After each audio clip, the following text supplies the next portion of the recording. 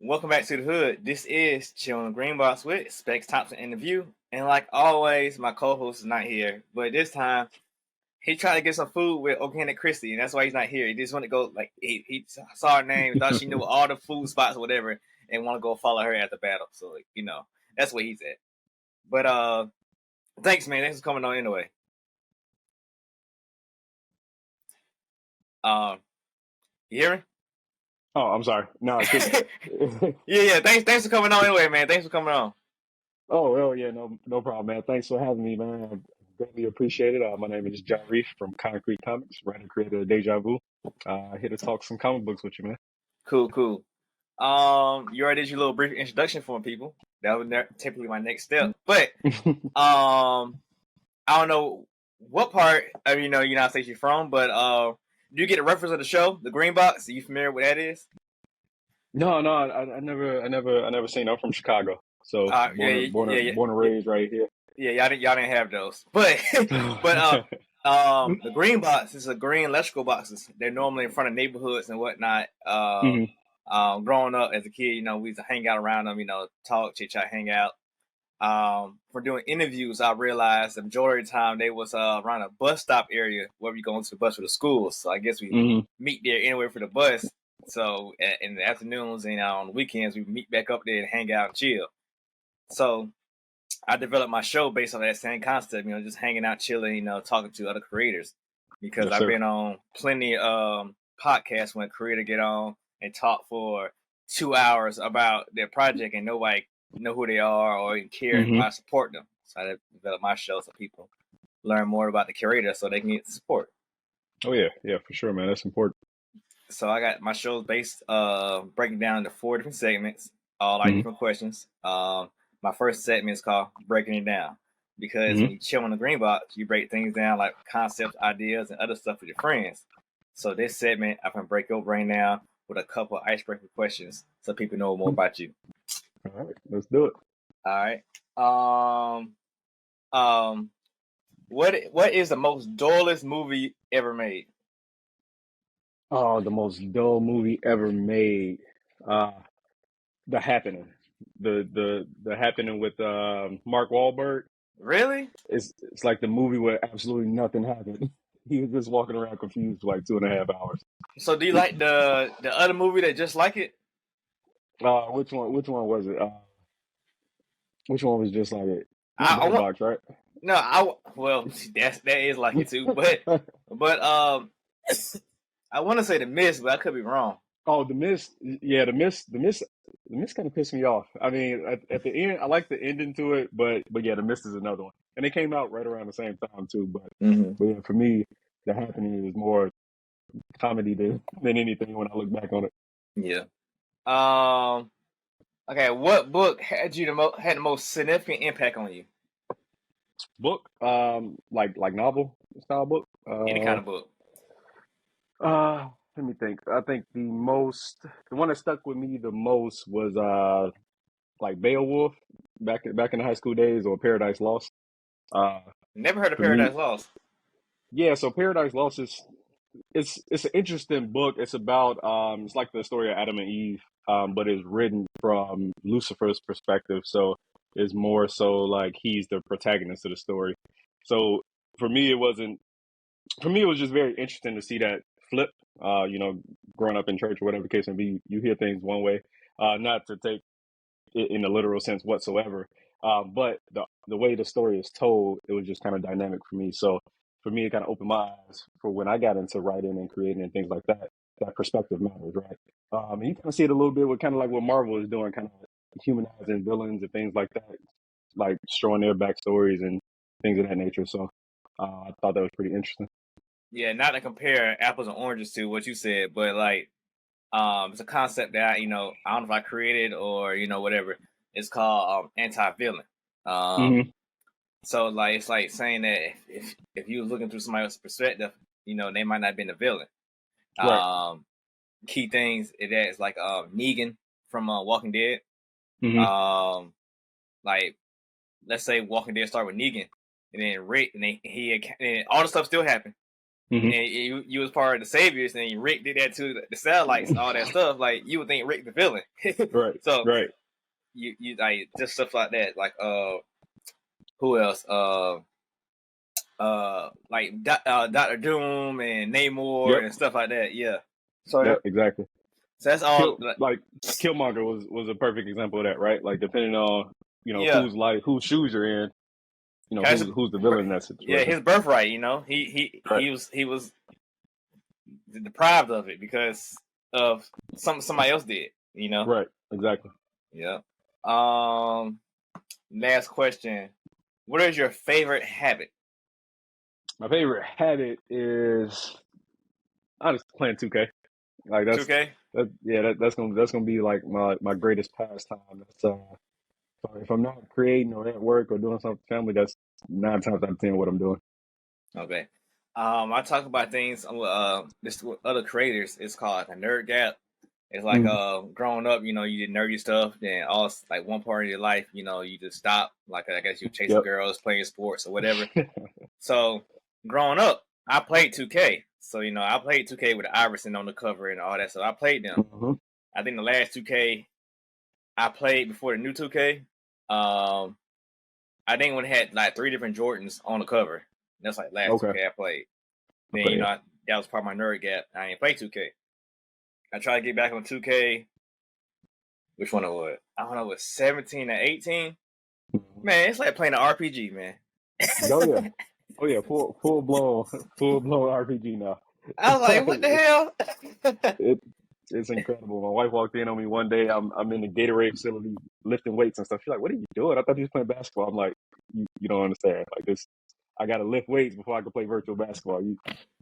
Yeah, like the game's totally different to me. I was like, man, like I see why everybody be like, man, my player this and third. I need a big on my team. I need this, like, because like y'all spend all this time and money apparently on these characters. Yeah. Oh yeah, but yeah, man, I've been playing it for literally 25 years at this point.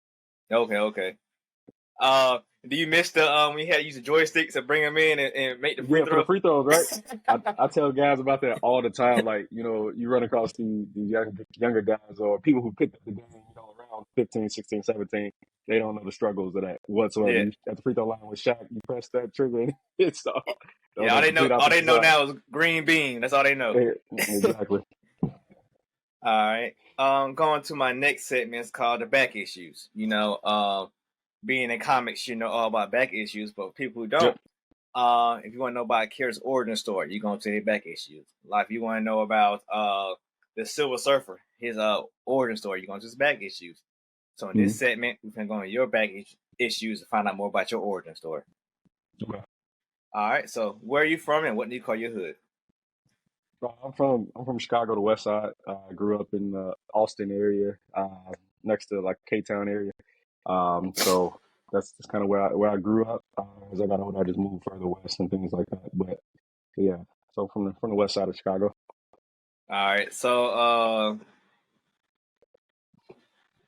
well, this will be a leading question to my next question. But so being from Chicago and being around my age or whatever. So what rap? Well, I asked this question first. So do you like music? Yeah. So what artist or song got you liking that genre or got you into music in general? So like when I grew up, I was heavy into like the R&B side of things. Instead of the rap, like what got me heavy into rap was 50. So like when he came on the scene, that's when I dove into it. That was right around the time. I think Blueprint. What was it? Blueprint 2 was out, maybe. I can't quite recall, but Jay-Z was big, and then 50 came, and I was like, yeah, that's my guy. And then Kanye dropped shortly after that, right? So they was always kind of head to head, and then Kanye being local, that got me into like the whole rap thing. But R&B was where I was growing up, like Blackstreet and Next and 112 and all of that stuff. And Usher. No R. Kelly? No. So no R. Kelly. I know he obviously local guy too, but I just never really got into the R. Kelly, man. So yeah, like I said, the genre that you like the most, and the guy who does most of the songs from that same genre, he just didn't care for. Nah, I just didn't care for him. Like Usher was always my number one. And then from there it was like the groups, like I said, like the 112, the Black Street, next, all that type of stuff. Okay. So you answered my question. I was gonna ask you like what different people give different artists, shine from Chicago, and as you Hmm. said, you pick Kanye West, but it's always funny when people think, because you got the Commons, you got the Brats, you got Hmm. Chief Keef, Kanye West, Lupe. Lupe, you got all them, but it's just typically, you might get a comment out of them, but Hmm. is it gonna be Chief Keef or Kanye every time? It's weird.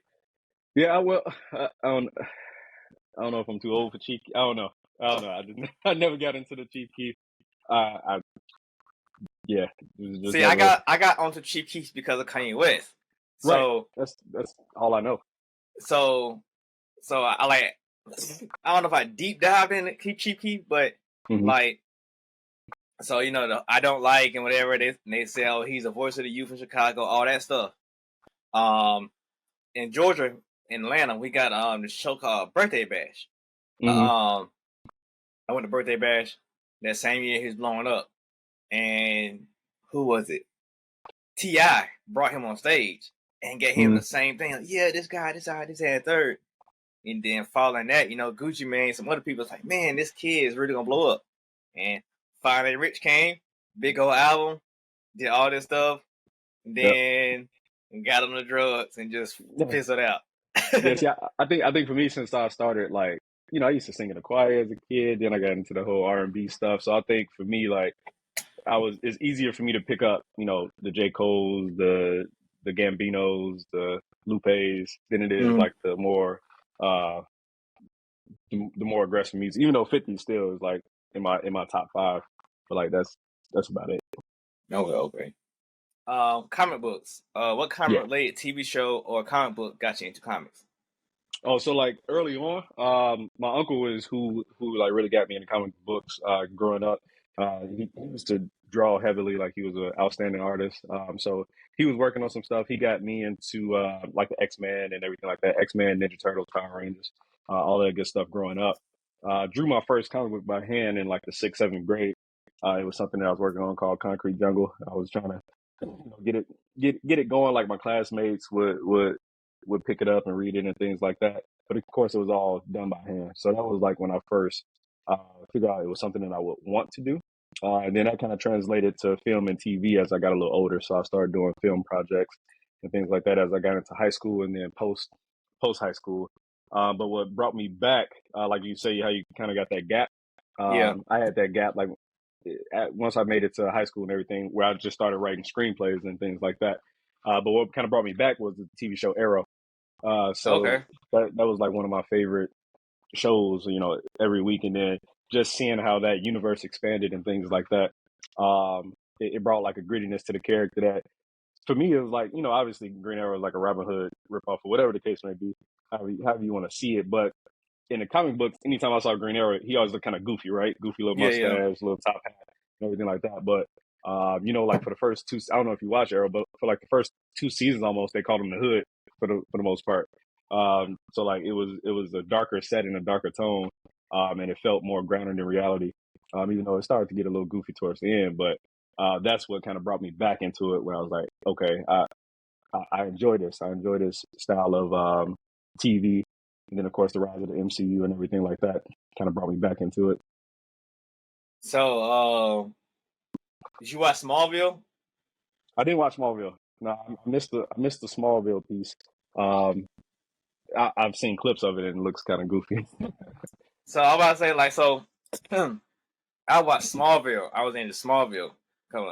Kind of the same reason you like Arrow. Hmm. Um, Smallville had Clark being more grounded. Like he Hmm. literally never wore the outfit. Like he never wore Okay.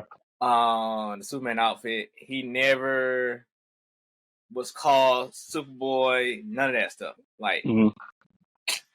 he was just saving people and people don't know. And Right. Yeah. when he got Metropolis, they start calling him the Blur because that's all you see is like a blur. Hmm. um, but it was more grounded and whatever. And in that show, it showed how Arrow really was, because to me, he was goofy. Like, he just a guy with a feather in his hat shoot arrows. You know, I knew who Hawkeye was, and I knew Hawkeye was like about that life, but I never knew Arrow was. So they had Arrow portrayed as a like what's his name, Bruce Wayne, like Batman in that show. Yeah. But he was more lighthearted than he was in Arrow, but he was like, he had the money, the gadgets, all that stuff. Like, that's who he was.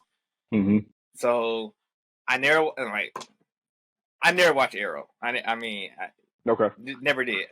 I watched Flash. The Flash got me into that whole genre, but I never watched Arrow. Only reason I watched Arrow was to see the little spin-offs, the match shows, crossover events. But he was real dark in that show, in Arrow. So like, I guess it brought the character back to life. But even the Flash, you know, I liked Flash. I know who the Flash was. I don't like Barry Allen.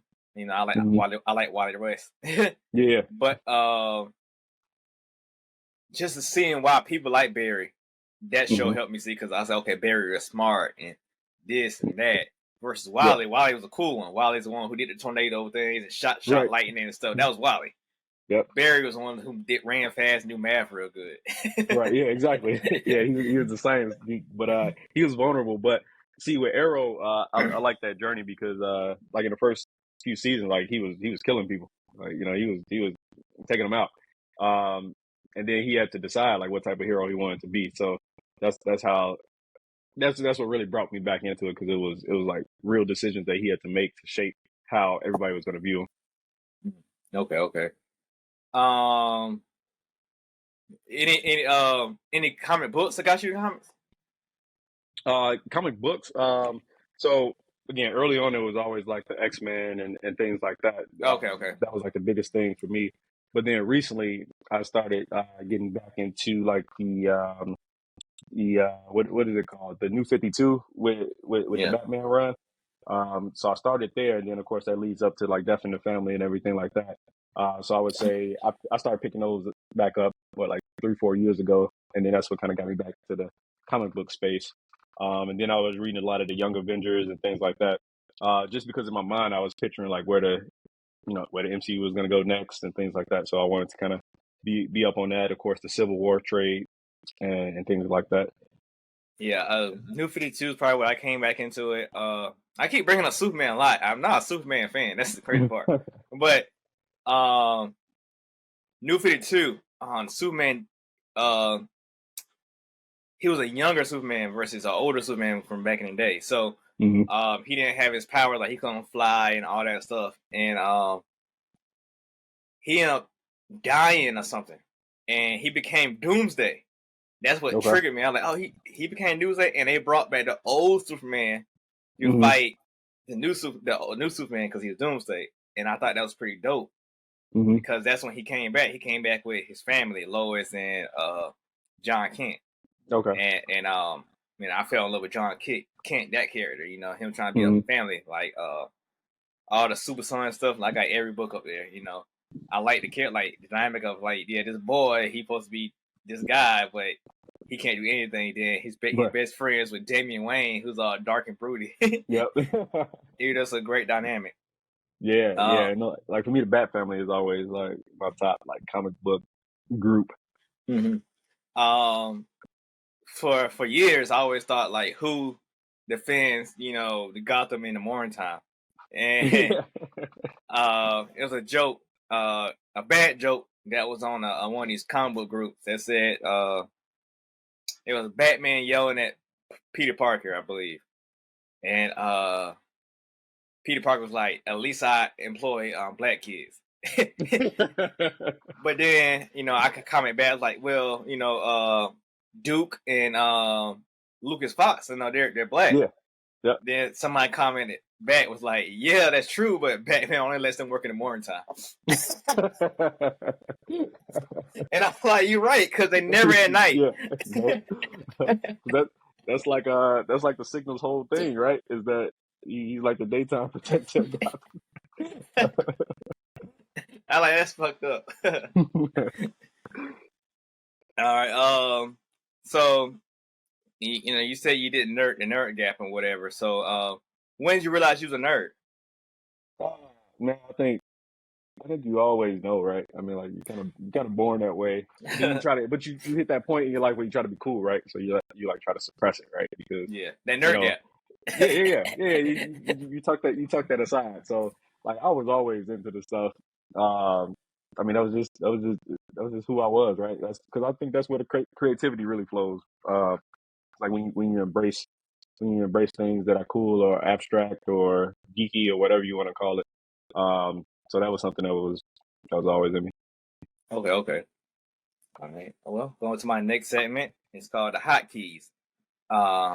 It's a double meaning term. In comics, hotkeys are the key issues where a new writer, new artist get on board, or a new storyline gets Mm-hmm. made into a movie nowadays. And also in music, it'd be buttons on a turntable or the keyboard where a DJ can trigger sounds of songs to get people live, in the party or event. Mm-hmm. So this is questions that I ask you ahead of time, and I don't formulate it through this interview, so people can know the highlights of this interview, and they can take something away. So with that being said,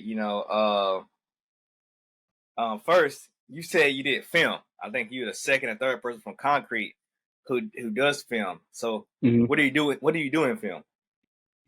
So speaking in the past tense because I haven't picked it up recently, but What have you done? What have you done in film, then? yeah. So I think my first film project was my first film project. My first film project was something I did with a program called like After School Matters. So we actually I had the opportunity to write, partially direct, act in this. It's almost like not a PSA, but it was just like a short film project for PBS.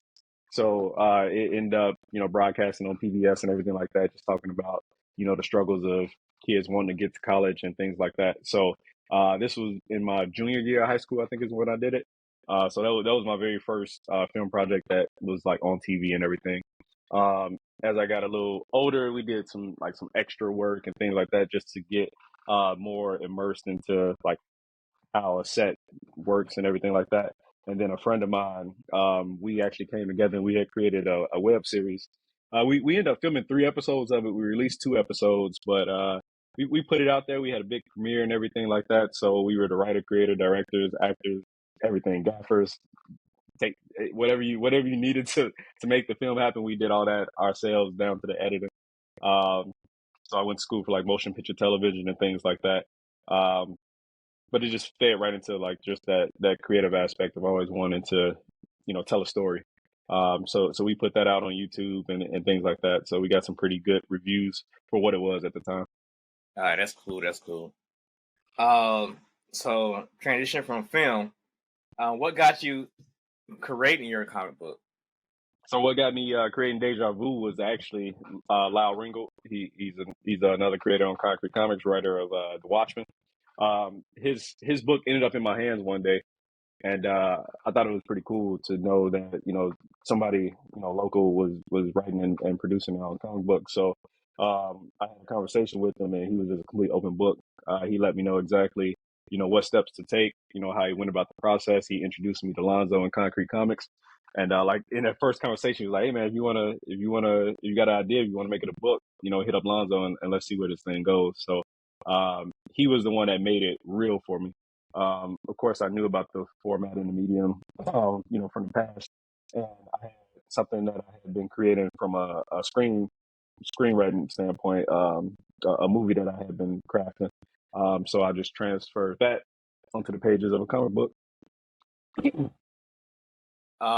Did Deja Vu have any relevance to the Concrete Jungle?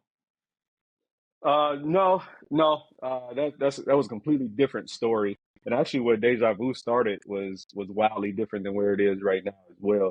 But that just goes to like the evolution. It originally started off as like if I had to compare it to existing movies, it would be kind of like the movie Takers.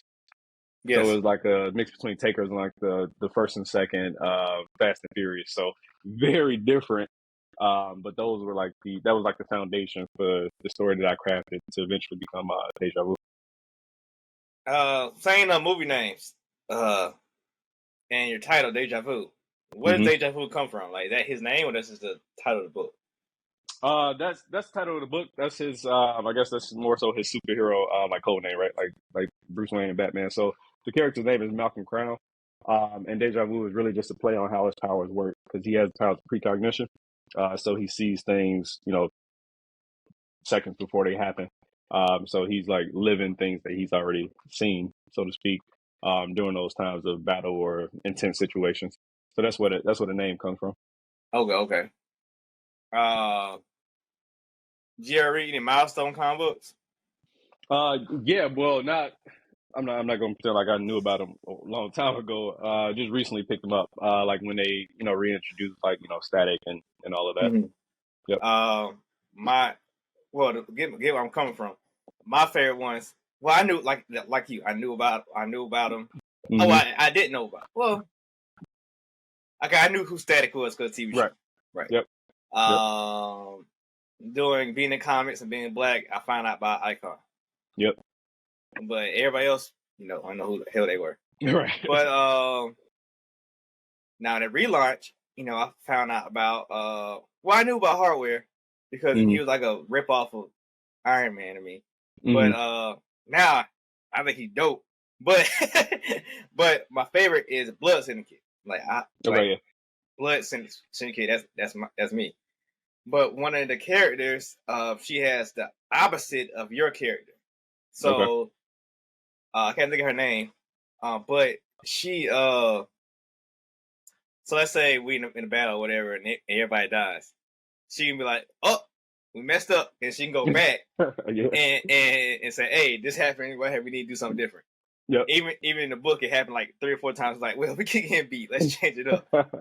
But just that brief seconds of information, I didn't really think how crucial that will be, in a fight, forward or backwards, just like, just 3 little seconds. Yeah. And like for me, the powers, like for me, like, I don't know, maybe I'm just crazy, but like if I'm walking around, right, especially, growing up in certain areas, like you're always assessing what's around you, right? Like what's happening. So like when I'm going through my normal day to day, I'm just thinking like, okay, even when I'm driving, right, let's keep it simple. Like if you're driving, you say, okay, what if this person's tire blows out and they jump over here? What am I going to do? Or if that person slams on the brake, what do I need to do with that? So it's more about like that constant perception of what's happening around you. And I thought that would be a pretty cool power set to build off of. Yeah, that got brought to light to me with the Jason Bourne series. Mm-hmm. Did you ever watch that? No, I didn't. So Jason Bourne, he was made into like this government agent weapon, whatever. But he knew. I don't want to say he knew how to assess the situation.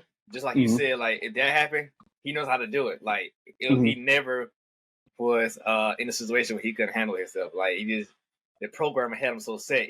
When he got in a fight, he knew he'll pick up this pen, he stab this person, and jump through this window. He just already knew it's click, click, click. Yep. Like I was like, man, that's crazy. Like the thing like that, but when you program, it's all you know. People like the John Wick movies. John Wick is more like with skill. Like, okay, he's gonna fight these people and do all that. But Jason Bourne was just like he'd be talking chit chat. Oh yeah, comic books, whatever. And somebody throw a rock at him, and he catches a rock, throw it back, and ricochets off this. Like how the hell? Like it's like a trigger, it just snapped. But that's when I first started seeing just like that type of power. Because growing up, you just know, okay, laser beam, heat vision, super speed. But it's a whole, like when I'm writing for my books, I try to think the most like for the generic powers like heat vision and strength like that. I give them characters like just random names. Like one character in my book, he's called the Brute, and he's just a hope. It's basically what it is.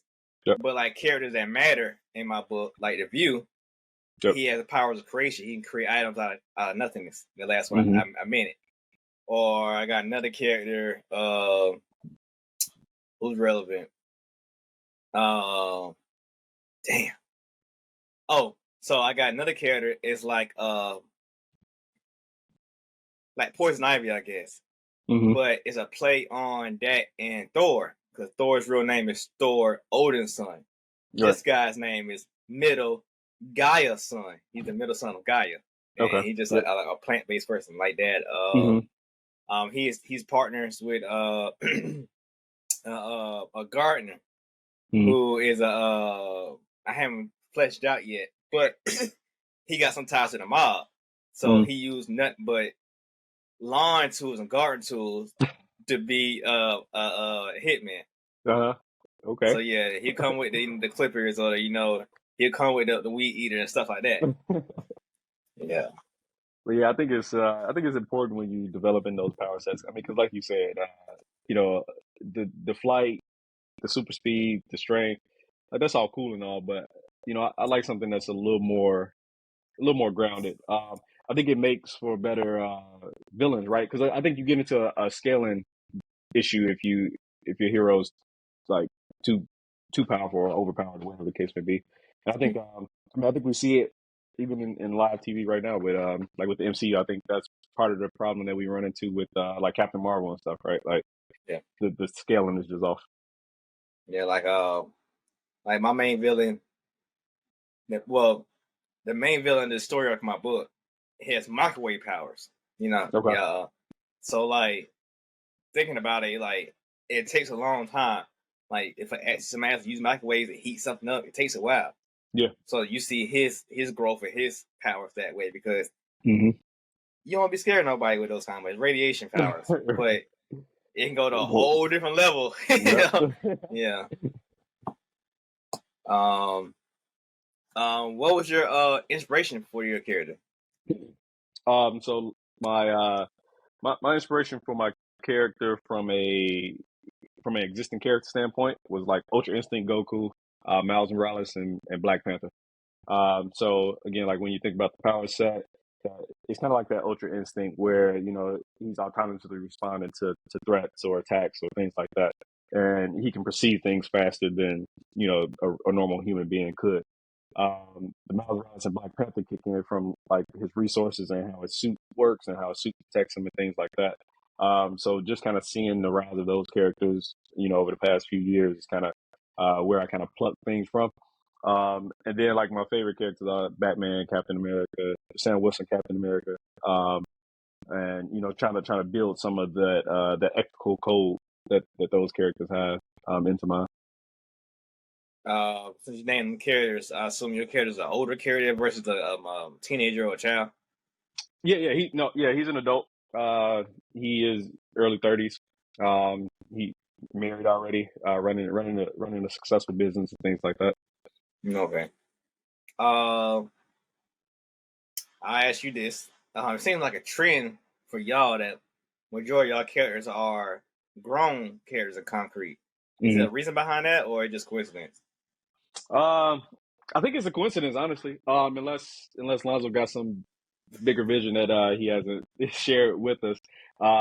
Because like we all came together independently of each other, right? Like we have our titles and the concrete brand kind of picks them up. I think a lot of us are just kind of writing from our personal experiences as well. So when you look at our roster, a lot of us are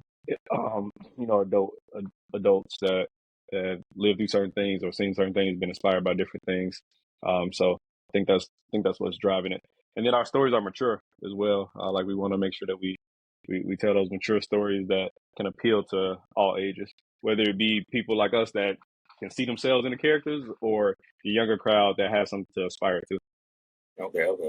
That's dope. That's dope. Um, so you say your uncle used to draw. He's still around? Yeah, yeah, So how he feel about your comic book you got out now? And has he done any work for you? yeah. He enjoys it. So like I said, both of us used to draw heavy. He is who inspired me to get into it. But drawing is definitely a use it or lose it type of skill, especially as we Yes. transition to Yeah. this digital art age. So when I was first developing the pitch for the book and everything, I hit him up. I was like, hey, Unc, I need you to draw something for me. And he tried, and he was like, "Yeah, we're gonna have to hire somebody. We gonna have to outsource the thing a little bit." But he's been very supportive of it from the very beginning. He's like, "Man, I didn't want to let you down." I was like, "Nah, like you, like the inspiration that you planted 20 plus years ago, 30 years ago, is what got me to this point." So he's definitely a fan of it. Yeah, that's how it was for me. Like I drew, in high school and whatever I did, draw like the characters, Dragon Ball characters, stuff like that. Yeah. Yep. I was drawing.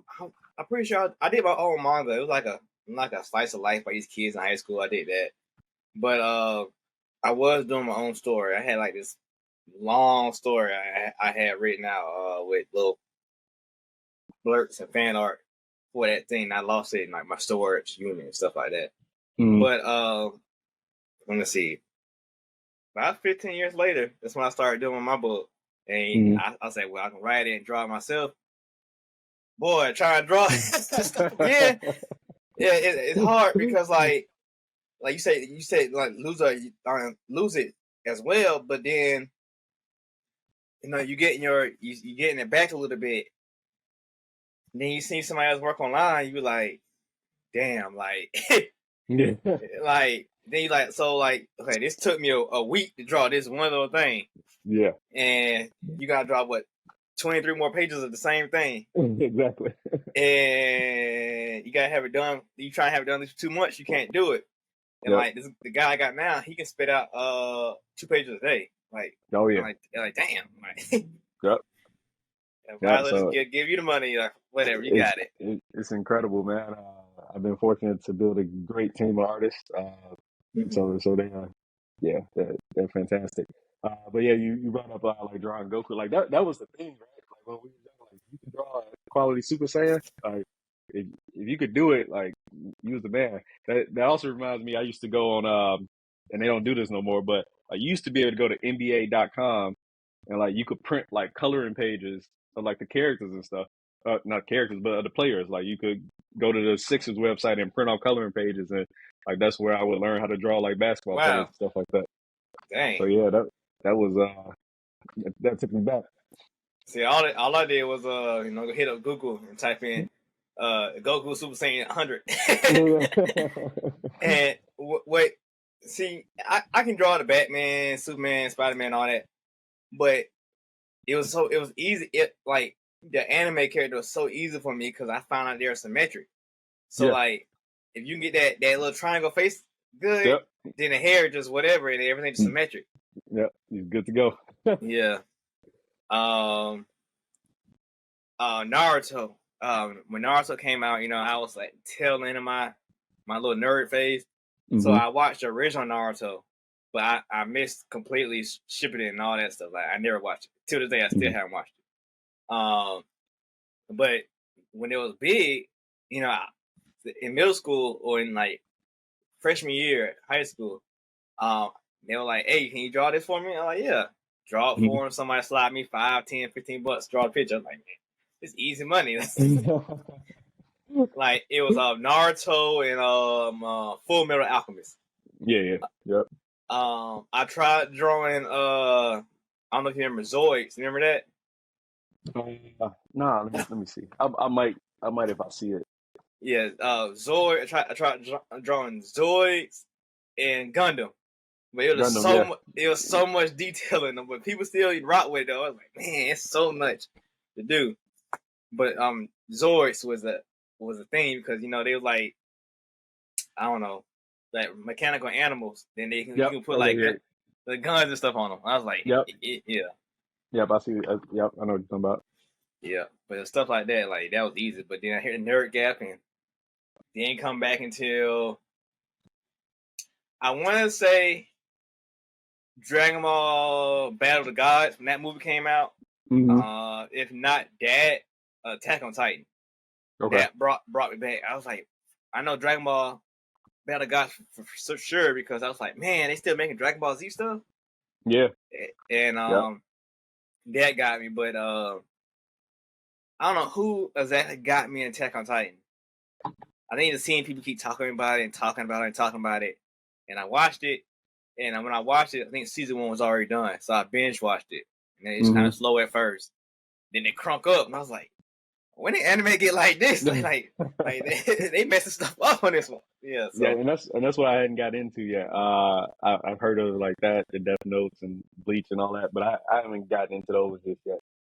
I watch it like Attack on Titan just came back out, and I'm gonna finish it up. But like people now that's going on Crunchyroll just watching whatever. Yeah. Like I was trying to go down back in that rabbit hole and do stuff like that, but like I really lost my love for it this year. It's another event in Atlanta called MomoCon. Okay. Yeah. I went to that, and that made me not like anime like I used to, which should have been obvious. Yeah. Right. So by going there, I realized that anime is not for us. When I mean us, I mean black people. It's not for us, period. Because there's so much Asian stuff in anime, and how carefree it is, it just don't mesh with our culture. And even like I cosplayed when my girl go there at all, and I wasn't about to wear a wig. She wore a wig for her character, but I was not wearing a wig. I said, if I'm black, I could be a black person's character and have my hair out. Right, yeah. But to make the story even better, I was the only one of that character at the event, period. Like, people made a big deal about it. We was like the only two. And we met one more guy who would be in that anime group with us. Yep. But for that show, nobody did it. And it was a popular show. I was like, that's crazy. But we didn't get that much highlights because we're black. And I didn't have my wig on. I had my hair out. But it still was reminiscent of that character. And I was like, wow, like, it's not for us. Like, we have to search for that black character in anime to be that black character. But if you dive deep into that black character, that's not even a black character. And that's probably a dark-skinned Asian. It's not even a black character. The black characters that are black in anime or manga is the ones with like monkeys and big lips and look goofy. Those are all the black characters. These cool ones, no, they just dark-skinned Asians because that's what it is. I think in their culture, darker skin are more like the hard worker, just like, I guess in white people culture, like people who work more hard in the field and stuff like that. They got a darker skin tone, and evil as well. And they say Goku black. They don't call him because he's black. He's a black version of Goku, but black means evil, so that's what the darker skin. So people don't realize that, and I was like, wow. Then going to comics, we should embrace comics more because comics are more our culture. A, they're American, and B, there are black characters in there, even though they might be the sidekicks or whatever, but that is a black character, and it supposed to represent you, even though they could be one super extreme stereotype. You still know, okay, yeah, you know Falcon, you know he's black. Okay, you know Black Lightning, yeah, you know they're black. They might say, what's up, dog, and all kind of crazy stuff, but that's supposed to be for you, right? Yeah. So that made me appreciate American comics and made me see that American comics is really American fantasy. Yeah. Like Europe, they got dragons and knights and stuff, and Asia got the ninjas and samurai and stuff like that. And Americans, we got the cowboy stuff and the superhero stuff. That's American fantasy. So it made me appreciate that more. And when people talking about the superhero fatigue and stuff like that, I'm like, no, you don't have superhero fatigue. We getting started. It's really now people embracing our culture. We went through the ninja stuff, went through the knight stuff, the wizards, and all that stuff. And now it's American time to showcase, their fans. Yep. What else I got for you? What's your long term goals or dream goals for your character? So the dream goal for me is to transition it into animation, film, TV, whatever that looks like. Obviously, we've seen a lot of works like this get converted to live action. Just being able to reach that broader audience with the story is my ultimate goal. Animation is probably the first place to start, and then from there branch off into more. But I got plans of action figures and Halloween costumes and just things to further the brand and like you said, let people know that this is for us. This is for our culture. So that kids can look up to this character and inspire to be be like Malcolm Crown when they grow up. How many issues do you have planned? So right now the current plan is for 18 issues. Each arc is 6 issues. So I'm at the halfway point of my first arc, and I have at least 18 planned out. But that may grow as we get deeper into it. All right. Why? So let's say it don't grow. Why hmm stop at 18? Well, when I first signed up with Concrete Comics, you kind of go through the ringer of your pitch and everything like that. One of the questions that was asked to me is, do I know how it ends? Um, and I do. I have a very clear ending for the character, whenever that may be.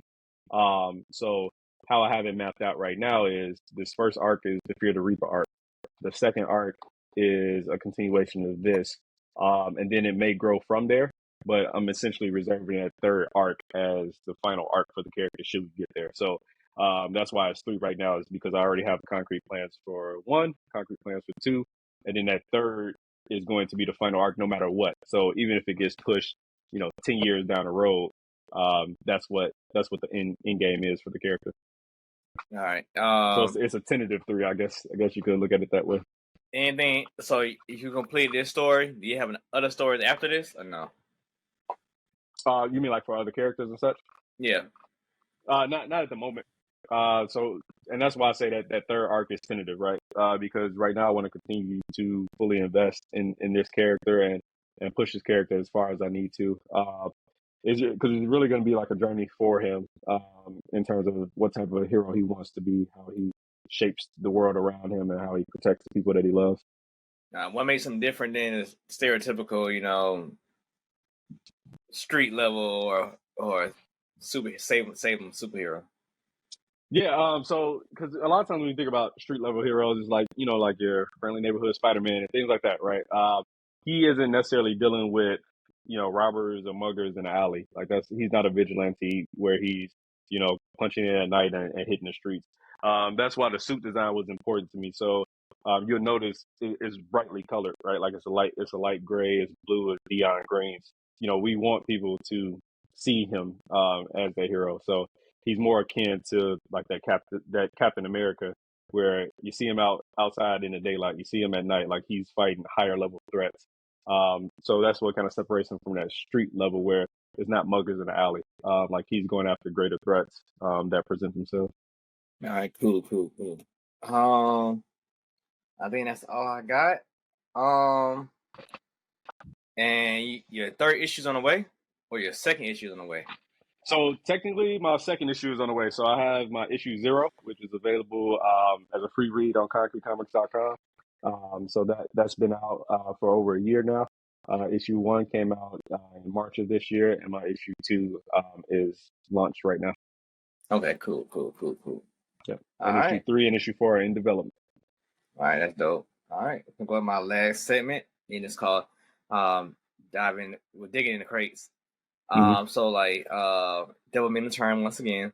So in music, you dive into the old R&B stuff, the 112 and the Black Street and stuff like that. Mm-hmm. In comics, you going through the same thing. You going through the X-Men, Spider-Man books, So I can comb through this interview and pull out some questions. Just like everybody else in your group, I asked them one generic question and probably hit them with a second question. I'll hit you with a second question as well. But the main question is, if you're just going to integrate Concrete Comics into like the silver screen, like DC did with the Justice League and Marvel did with the Avengers, how would you integrate them? You mean integrate the characters on Concrete? Yeah, so like how Avengers they hit it first with Iron Man, and so on and so on.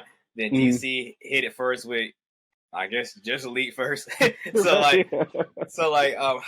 would you do it for y'all company? For us, I mean, man, I think the first one would have to be Odina. I think Odina would be the first to hit the screen. I mean, you've got to pay respect to the big 3, right? The ones who really kicked it off. So I would go Odina, Acolyte, Absolver, and then I would introduce a character like Deja Vu, then the Watchmen, and then you go to those more otherworldly characters like, the Lunas and the Yesterfates and things like that. And then towards, once that's established, then you bring in like the Primates and, the other characters of the brand, the base forces. And would you ever do a team up movie like the Avengers with them? I think it's inevitable. I mean, I think when you got all these heroes sharing this shared space, this shared universe, I think crossovers have to happen. I mean, I think that's what fans not only want, but that's what they expect at some point. You just got to get the scaling right? Like we talked about it before. The threat has to be big enough to warrant bringing all those in. But I think it's also okay to have like separate teams, right? Like if you think about like the Teen Titans don't really handle threats that the Justice League would handle, right? So I think the scaling would have to be right, but you could also segment it to different teams to handle different threats. All right. Bringing that up, I don't know if you read comics though, but that definitely came up in current comics. Yeah, with the Crisis. Yeah. Yeah. Yeah, the fact that Justice League don't do anything, but Titans are more, they do everything. So yeah. And with your second question, being in film and whatnot. So yeah, you already established, concrete comics and whatnot. What kind of film would you, since y'all in the movies already, and he's like, well, he created Deja Vu, let's give him something else. What type of movie would you want to produce or make? No, it's definitely like an action thriller. That's kind of like that's kind of where I reside. I like things that challenge, your mental a little bit, but also give you that bit of action. So, I actually like the last like Doctor Strange movie or like Inception or Bad Boys. So, something that challenges your thought processes while also giving you some high quality action sequences and things like that would be pretty dope. Okay, cool. Well, that's all I got for you, man. It's been dope. People who listen to this after your Kickstarter ends and whatnot, what can they follow you at and purchase your books? Yeah, so I can be found on all social media platforms as Deja Vu _comics. That's Instagram, TikTok, Facebook, and also Twitter. The books can be purchased at concretecomics.com. You just go to our shop link from there. And issue 0 plus, issue 1 and issue 2 will be available online. All right. Well, once again, thanks for coming on, man. It's been cool. All right, that's the end of the interview. Hope y'all enjoyed it. Bro, let me. Hey, if you, hey, Specks, I got a couple minutes, man. Let me get. Come on, man. Come on. Give it here. Dang. All right, y'all. I only got a little bit of time. Y'all check out Concrete Comics. They got real dope stories, real dope heroes and villains. Y'all check them out. Man, I've been working with them. They're doing this thing for the whole segment of December, man. Check them out. Check out the website at Concrete Comics. Get their books. They got plenty of bundles for you, so you can check out all their characters. And, you can check me out too. I'm not Concrete Comics, but I got some dope books and some dope villains. So check me out at LegacyReview.com, buy a book, and follow me at Legacy Review, and follow this guy over here laid out, Specks 706. Follow him. He's my co-host. Why not? And you want to be on the show for next season, because we're almost over this season. Hit us up at chillthegreenbox@gmail.com or just hit us up at chillthegreenbox. Man, I'm gone. Bye. That guy.